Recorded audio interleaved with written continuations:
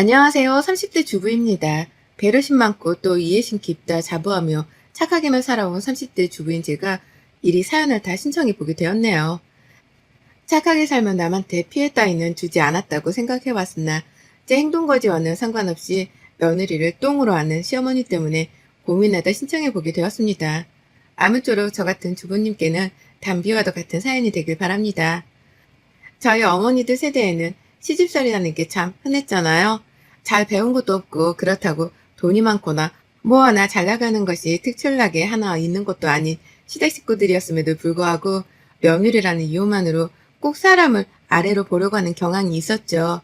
그걸 예세대인 어머니들은 시댁에서 여럿이 때로 모여 하라면 하라는 대로 요리하고 설거지하고 하다 집안일에 잔소리까지 들어가면서도 그걸 다 버텨내셨고요. 저희 친정엄마도 그러셨습니다. 시누이들이 무려 6명이나 되는 바글바글한 시댁에 시집을 가셨고요.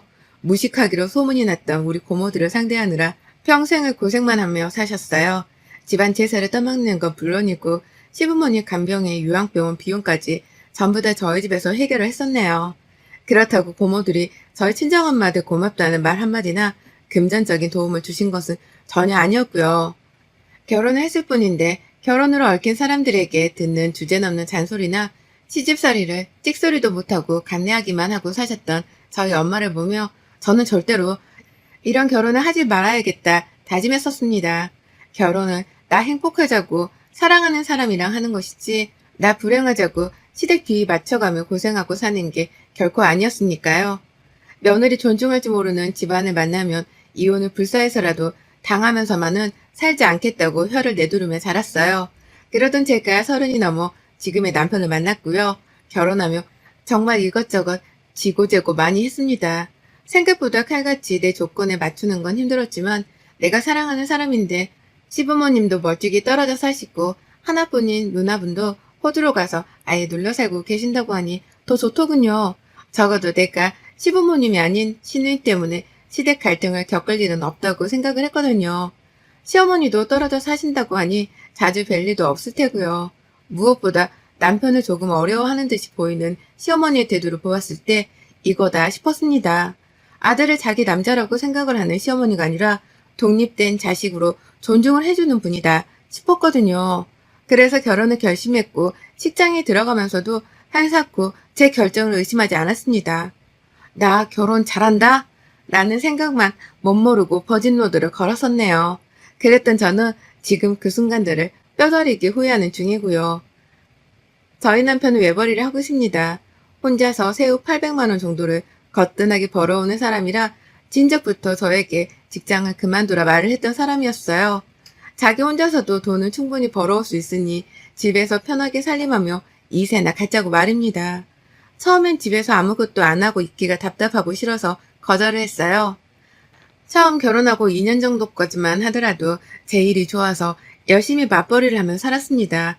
그러나 개인적인 일로 회사를 더는 다니기가 버거워졌고 그때쯤에 남편과 다시 상의를 잘한 후 직장을 그만두었죠. 그때가 딱 지금보다 1년 전이었던 때였는데 시기로도 완벽했습니다. 아이를 가지기에도 최적의 시기였던 것 같고 더 늦기 전에 남편에게 아내로서 좀 더 내조를 잘할 수 있는 기회다 싶었습니다. 하지만 아무리 옛날뿐이라 하더라도 우리 시어머니 히스테리가 좀 가관이더라고요. 제가 직장을 그만두고 가정주부가 되기로 한 날부터 참 시덥지 않은 잔소리를 시도해오며 저에게 도전장을 내미셨거든요. 어머님은 저희 집에서는 최소한 1시간 반 정도 걸리는 거리에 떨어져 살고 계십니다. 시아버지가 가지고 다니시는 차가 있긴 한데 아버님이 나이 들어 운전을 못 해먹겠다고 하며 그냥 방치를 해두고 있는 상태였고 두 분은 사실상 대중교통을 주로 이용하며 이동을 해오셨죠. 맞벌이를 하는 동안 남편도 바쁘고 저도 바쁜 걸 아셔서 그런지 먼저 집에 오겠다는 소리를 잘 하지 않는 분이셨어요. 온다고 하더라도 몇 시간 전에 집에서 출발하겠다고 예고를 하고 무턱대고 오는 바람에 제가 2번 정도 강제로 비밀번호를 가르쳐드려야 한 적이 있었고요. 출근한 바람에 집에는 문 열어줄 사람이 아무도 없었으니까요. 이런 일을 몇 번 겪고는 내 인생에 절대로 시모가 집에 쳐들어오는 일은 없다며 남편에게 중간 역할을 잘하라 일렀습니다. 남편도 제 말을 잘 알아들은 건지 자진해서 현관 비밀번호를 바꾸고 시어머니를 한번 다그치더라고요. 일하느라 바쁜 사람이니 집안 문제로 신경 쓰이게 하지 말아달라고 말이죠. 그 말을 잘 알아들으신 줄 알았더니만 제가 일을 그만두고 나니 다시금 본색을 드러내더라고요. 며느리가 더 이상 일하느라 바쁘다고 할 수는 없는 사람이니 앞으로는 집안 문제로 신경을 쓰이게 하겠다는 식으로 다시금 존재감을 드러내셨답니다. 사사건건 제 살림살이와 주부로 살아가는 방식에 재질을 가하면서 말이죠. 시어머니가 옛날 분이기도 하니까 저도 대화가 완전히 잘 통하지 않을 거라는 것쯤은 잘 알고 있었습니다. 그래도 일단은 어른이고 내 남자의 어머님이니까 웬만하면 큰 갈등이나 오해 없이 서로 잘 지내보려 했어요. 그게 안 된다면 평생을 각오했던 만큼 시집살이가 싫다며 이혼을 해버릴 의향도 있었고요. 하지만 어머님은 제가 언제 터질지 모른다는 걸 잘 알고 계시는 것 마냥 저를 가지고서 밀당을 하더라고요. 하루는 제가 직장을 그만두고 집에서 쉬고 있으니 할 짓이 없을 것 같았다는 말과 함께 집을 찾아오셨습니다. 물론 그날은 도착하기 30분 전에 갑자기 도착 직전이라고 연락을 주셔서 제가 정신없이 집을 치우고 대기를 했었네요. 그런데 그렇게 오면서 먼 길을 무거운 짐까지 들고 찾아왔다며 힘든 티를 팍팍 내시더라고요. 어르신이 저희 부부 주겠다고 마른 김을 한가득 가져오는데 그걸 보고 도저히 아무 말을 할 수 없었습니다. 그냥 오시자마자 소파에 앉혀드리고 찬물 떠다드리고 음료에 과일에 갖가지 것들을 대접해가며 환영을 해드렸죠. 그런 식으로 어머님께서는 제가 화를 내려고 해도 절대로 화를 낼 수 없게 만드셨어요. 남편이 퇴근을 하고 저녁을 먹을 때까지 같이 먹고 놀다가 집으로 돌아가겠다고 하시는 어머님 말씀에 제가 감히 집에 좀 가시라고 쫓아낼 수도 없는 노릇이었으니까요. 여러 번 남편의 퇴근 시간보다 일찍 도착을 하셔서는 저희 집에서 저하고는 대화도 나누지 않은 채 남편만 기다리셨습니다. 그러다 한 번씩 말을 꺼내긴 하셨는데 그건 모두 다 집안 잔소리에 관한 것들이었죠. 특히 어머님은 제가 직장을 그만뒀으니 이제라도 집안일에 열을 올리며 살라는 말을 매번 강조하셨어요. 남편이 밖에서 일하고 들어왔을 때 집안 꼴을 보고 근심 걱정을 안 할 수 있도록 최선을 다해서 집안 살림을 신경 쓰라 하시더라고요. 어쩔 땐 식모가 별거냐? 집에 있으면 그게 식모인 거지. 다른 거 바라는 게 아니잖냐. 그냥 때 되면 밥 해주고 빨래하고 청소기 돌리고 네 남편한테는 손에 물 한 방울 묻히지 않게 옆에서 내조 잘하라고 라고도 말씀을 하셨답니다. 한마디로 직장을 그만둔 이상 그리고 주부가 된 이상 식모로 사는 게 마땅하다는 어머님의 헛소리셨죠.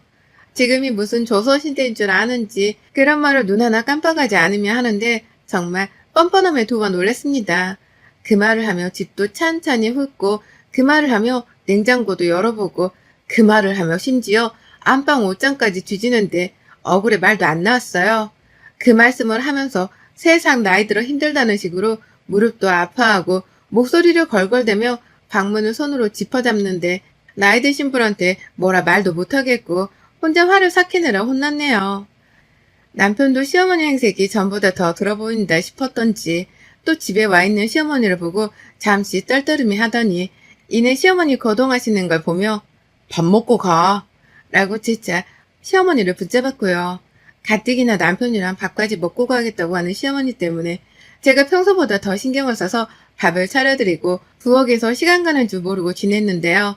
남편까지 시어머니를 붙잡으니 저는 저대로 그 조그만 부엌 안에서 혼자 속을 애태웠죠. 도대체 어머님은 언제 갈 것이며 나는 어머니께 또 무슨 새로운 반찬을 만들어드려야 할까 싶어 말입니다. 그렇게 시댁 식구들 때문에 내 결혼 생활이 불행해지는 걸 막고자 한 저였는데 예상치 못한 시어머니의 밀당에 저는 입을 꼭 다문 채 친정 엄마처럼 참고서 집안일이나 해야 하는 처지가 되어버렸답니다. 그러던 중 한 방을 먹어버렸죠.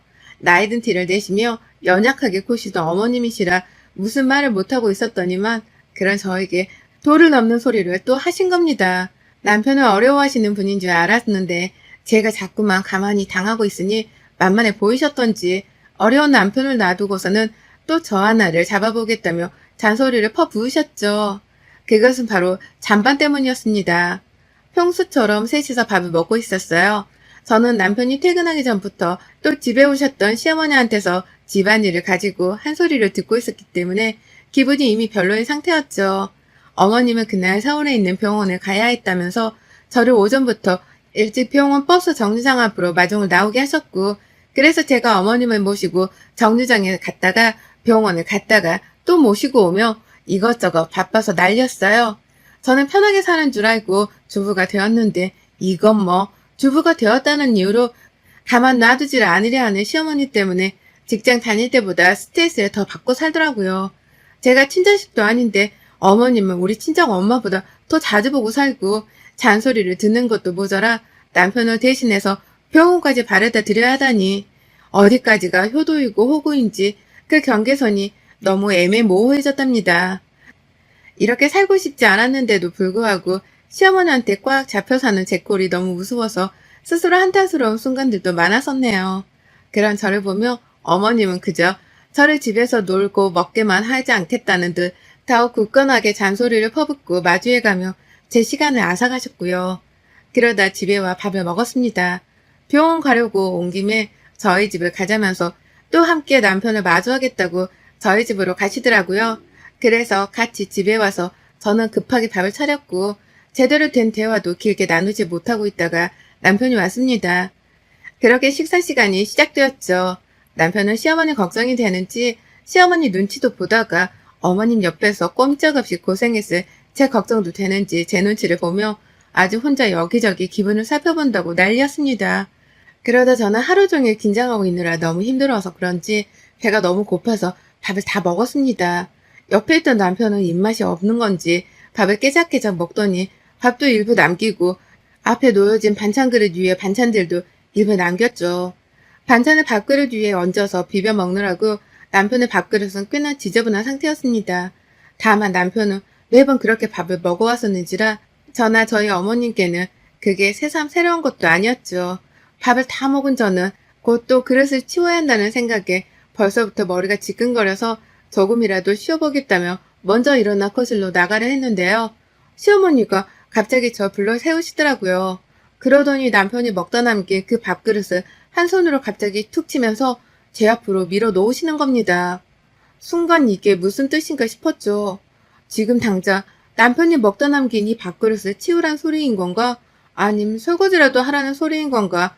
그것도 아니면 밥을 더 주라는 소리인 건가 싶어서 잠깐 혼란스러웠던 저는 시어머니를 마냥 멀뚱히 바라봤습니다.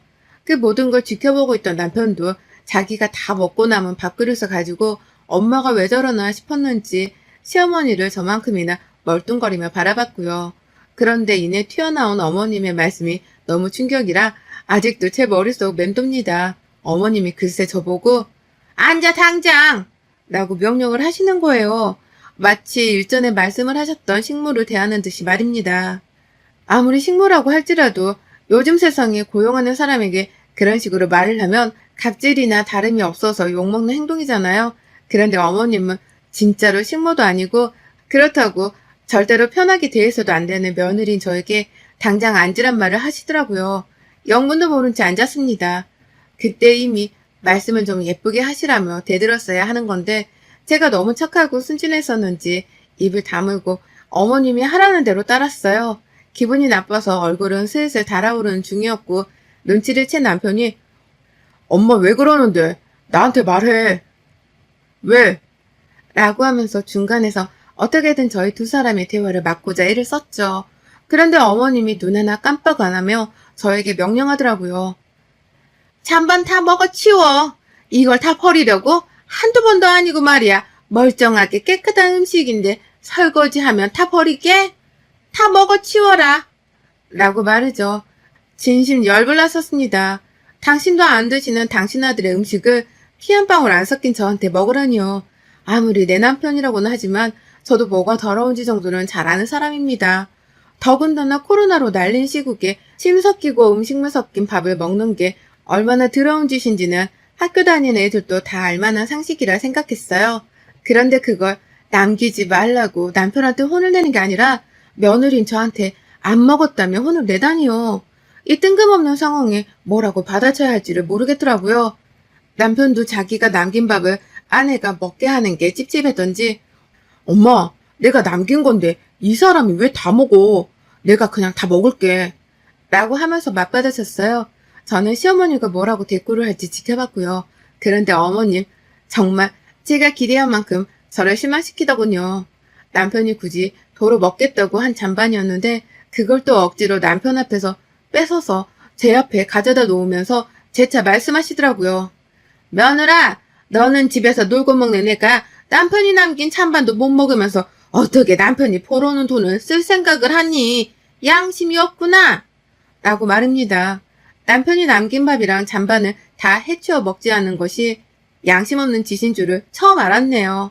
살다 살다 와이프가 남편의 잔반 처리까지 해야 하는 줄도 처음 알았고, 가정주부이면 이 짓을 당연히 해야 하는 줄도 시어머니 때문에 처음 알았습니다.